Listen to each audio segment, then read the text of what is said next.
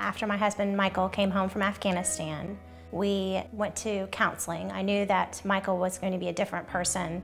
He had been wounded his first month over in Afghanistan, ended up receiving 2 Bronze Stars for Valor and a Purple Heart, and he'd lost some friends, and all kinds of things happened that I knew he had witnessed and gone through, that he was going to be different, I was going to be different.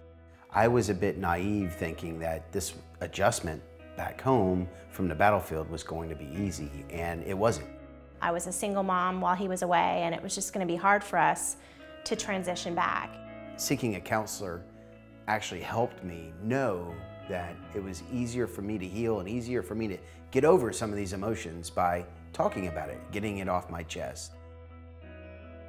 In the time period that you're in the Army or Navy, Air Force, Marines, you're going to be touched by suicide at one point or another. We lost a soldier after our last deployment who never said a thing to anyone, not a soul in the unit. And he just took a walk on a railroad track one evening in Germany. We as human beings aren't meant to walk through life alone, and there can be a real go-it-alone kind of mentality.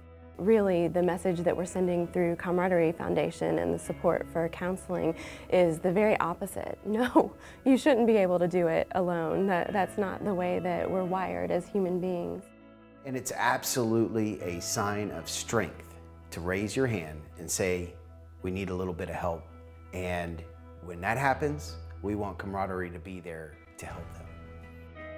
Camaraderie Foundation provides supplemental, emotional, spiritual, and counseling support for our service members and their families.